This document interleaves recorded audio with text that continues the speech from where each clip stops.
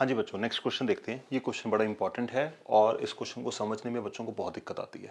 Late us try and understand what is happening here. The angle of elevation of a cloud from a point which is 200 metre above the lake is 30 degree. तो किसी point से किसी cloud को देखा जा रहा है और वो पॉइंट की पोजीशन क्या है? वो पॉइंट है 200 मीटर अबव द लेक। तो यहाँ पे मान लीजिए बीई एक लेक है।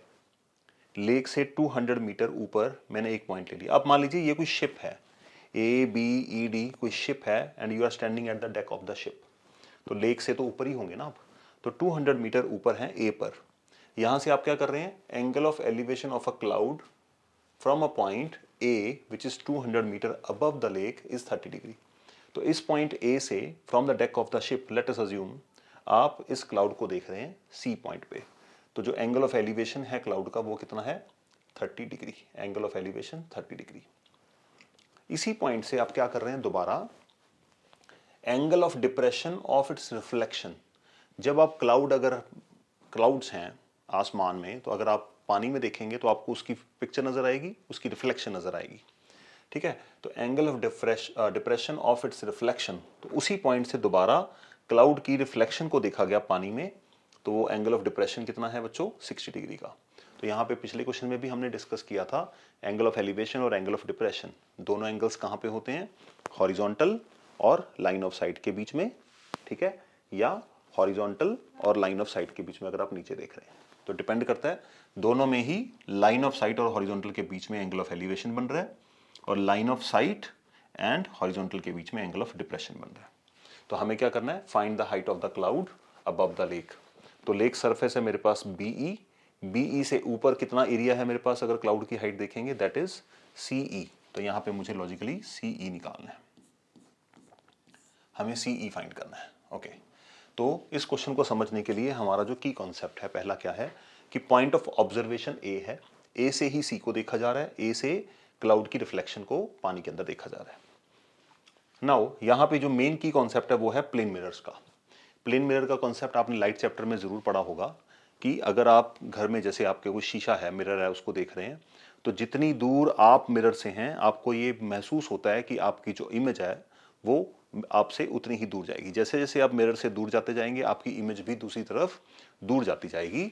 इसका क्या मतलब है कि अगर ये मिरर है तो the distance of the object and distance of its image would be same.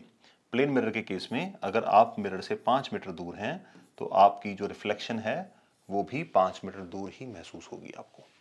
ठीक है, तो यहां पे जो लेक है, lake is behaving like a plane mirror. ठीक है, तो अगर ये प्लेन मिरर है तो यहां से ऑब्जेक्ट कौन सा है? क्लाउड। क्लाउड यहां से कितनी दूर है? फॉर एग्जाम्पल यहां पे अगर लाइंस को देखें 1 2 3 4 5 लाइंस दूर है। ठीक है, तो इसका मतलब उसकी जो रिफ्लेक्शन है वो भी नीचे को 5 लाइंस ही दूर होगी। तो यहाँ पे 1 2 3 4 5 और यहाँ पे भी 1 2 3 4 5। तो जितना डिस्टेंस सीई है यहाँ पर, ये मेन की कॉन्सेप्ट है। अगर आपको ये याद होगा तो आप क्वेश्चन को चला पाएंगे। जितना डिस्टेंस सीई है उतना ही डिस्टेंस होगा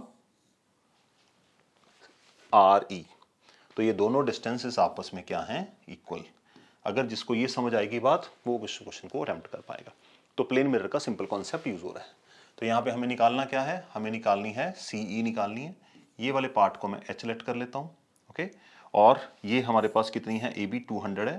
तो अगर ए बी 200 है तो डी बी कितनी होगी बच्चों? 200।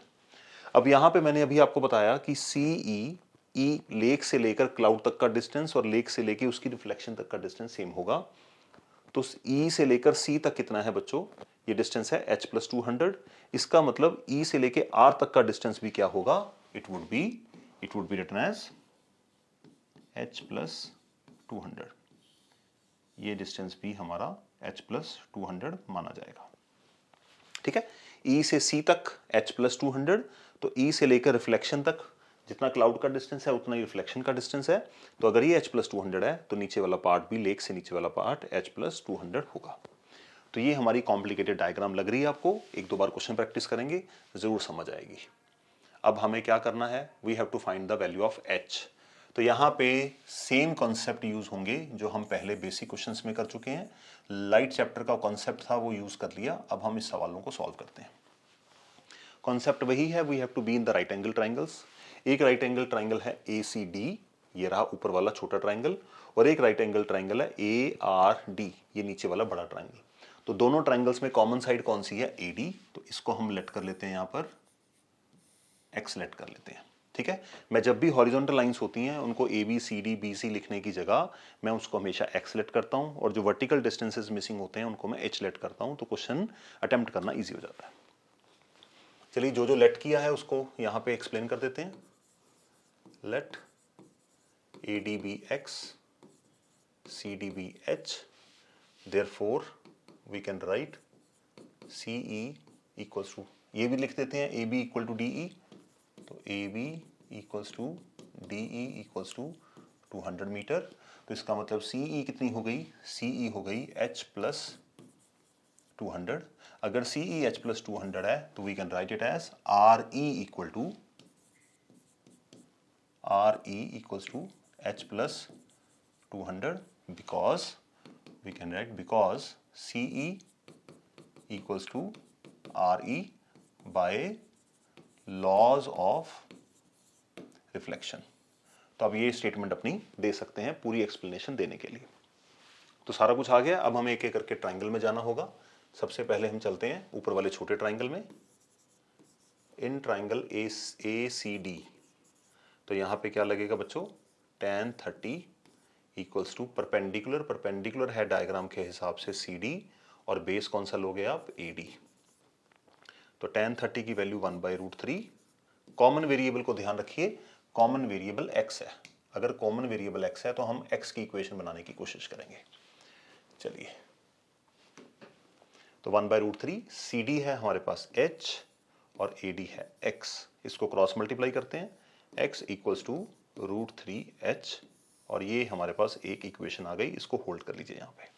ठीक है, कोशिश करनी है हमेशा कॉमन वेरिएबल की ही इक्वेशन बनानी है। अब हमें नीचे वाले ट्राइंगल ADR में जाना होगा। Let us see what it says. In triangle ADR, तो यहां पे एंगल कितना है? 60 डिग्री का, तो यहां पे लगेगा tan 60। tan 60 क्या होगा बच्चों? परपेंडिकुलर। तो 60 के लिए अगर आप परपेंडिकुलर नोटिस करेंगे तो ये सारी साइड परपेंडिकुलर है, और 60 के लिए बेस अगर नोटिस करेंगे तो ये साइड बेस है। बाई चांस अगर आपको बेस और परपेंडिकुलर यहाँ पे नहीं समझ आ रहा तो आप डायग्राम को अपसाइड डाउन टर्न करके भी ट्राई कर सकते हैं। तो tan 60 परपेंडिकुलर, परपेंडिकुलर होगी D से लेकर R तक। ट्राइंगल में रहना है, पूरी ट्राइंगल की साइड पकड़नी है, और बेस कौन सा होगा? AD। तो tan 60 की वैल्यू होती है √3 DR। DR है मेरे पास, देखो ध्यान से, ये 200 है, और ये वाला पोर्शन, जस्ट अ मोमेंट, और ये वाला पोर्शन कितना है? H plus 200। तो अगर इन दोनों को ऐड कर देंगे तो DR आपको कितनी मिलेगी? D से लेके R तक H plus 200 plus 200, इसका मतलब it is going to be H plus 400। और AD कितनी है? AD हमने X अज्यूम की हुई है। चलिए इसको कंप्लीट करते हैं जी। तो √3, ये बनेगा √3x equals to H plus 400, और x की वैल्यू आएगी H plus 400 अपॉन √3। तो दो इक्वेशंस हमारी फ्रेम हो गई हैं यहाँ पे। इन दोनों इक्वेशंस को हमें 1 बाय 1 करना होगा सॉल्व। चलिए ठीक है, इनको देखते हैं कैसे करेंगे। दोनों की LHS इक्वल हैं, इसका मतलब दोनों की RHS भी इक्वल ली जा सकती हैं। तो √3h equals to H plus 400 upon √3, cross multiply होगा, 3h equals to H plus 400, H इधर आकर माइनस होगा, तो 2h इक्वल्स टू 400, और h कितना आया बच्चों? h आया 200, और यहाँ पे हम दे देते हैं मीटर्स, क्योंकि सारी लेंथ हम मीटर्स में कैलकुलेट कर रहे हैं। नाउ h हमारा आंसर नहीं है, हमें क्वेश्चन में पूछा क्या गया है। Let us read. Height of cloud above lake, तो लेक है हमारी BE से ऊपर C तक जाना है, तो ये है h और ये है 200, तो h plus 200 चाहिए हमें आंसर अपना। ओके, तो यहां पे हम कर देते हैं final answer submission. Therefore height of cloud above lake is equals to h plus 200, h की वैल्यू आई है 200 और ये कितना है 200 एंड वी गॉट 400 मीटर और ये हमारा आंसर है। कहने का मतलब ये है कि जब भी आपके पास कोई इस तरह का क्वेश्चन आता है, बड़ा क्वेश्चन आता है, तो डरना नहीं है, उस क्वेश्चन के साथ मन से लगे रहना है। 2 बार 2 क्वेश्चन अटेम्प्ट कर लो इस साथ के। देखिए मेन कॉन्सेप्ट जो कॉन्सेप्ट का फ्रेम है वो है 2 राइट एंगल ट्राइंगल में रहना है और sine cos tan 99% tan use करना है, वो तो क्लियर है। बस डायग्राम बनाना और कैलकुलेशन करना, ये 2 पार्ट्स के ऊपर आपको वर्कआउट करना है। If you like the video, please subscribe to my channel and share it with your friends. Thank you.